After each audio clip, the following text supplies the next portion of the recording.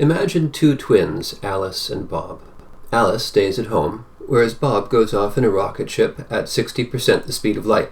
He travels to a distant point in space for 10 years, according to Alice, and then turns around and comes back at exactly the same speed. Clearly, Alice is 20 years older, but how much older is Bob? We can use the time dilation formula from the previous video to figure this out. To begin with, let's look at the first leg of the journey. Alice records a time t of 10 years, and Bob records a time t prime. Rearranging to solve for t prime yields this equation, and substituting in the values of t equals 10 years, and a velocity of 60% the speed of light, yields a time t prime for Bob of 8 years. So Bob aged 8 years for the first leg of the journey. The second leg of the journey is identical to the first, just in the opposite direction, so Bob will also age 8 years. This brings us to a total of 16 years for Bob and 20 years for Alice. So Alice aged 4 more years than Bob did. But what if we looked at it from Bob's point of view? On the journey out, Bob's simultaneity line is the dotted blue line, and Bob sees Alice aging slower than him. By the time his clock reads 8 years, Bob measures Alice to only have reached time tau on her timeline.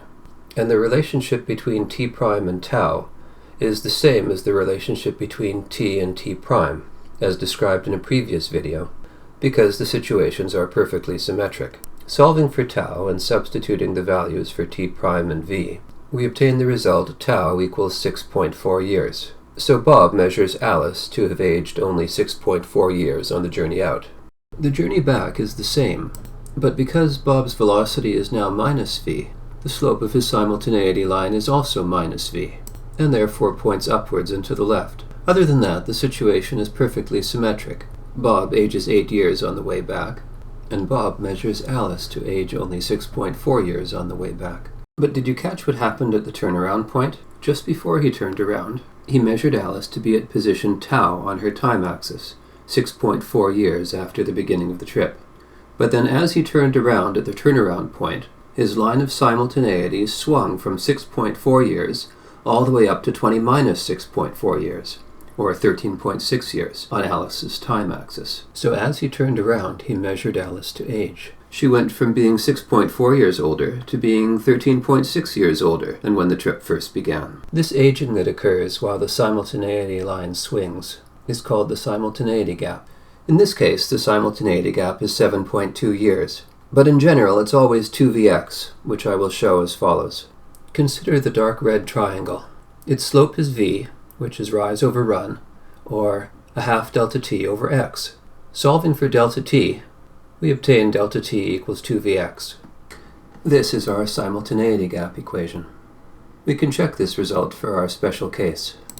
Substitute v equals 0.6 and x equals 6 light years, because Bob traveled at 60% the speed of light for 10 years. This multiplies out to delta t equals 7.2 years. So the picture, according to Bob, is that Alice aged 6.4 years on the way out, then she aged 7.2 years as he turned around, and then she aged another 6.4 years while he returned, giving a grand total of 20 years. Of course, according to Bob, his trip only took 16 years, so Alice would be 4 years older than Bob.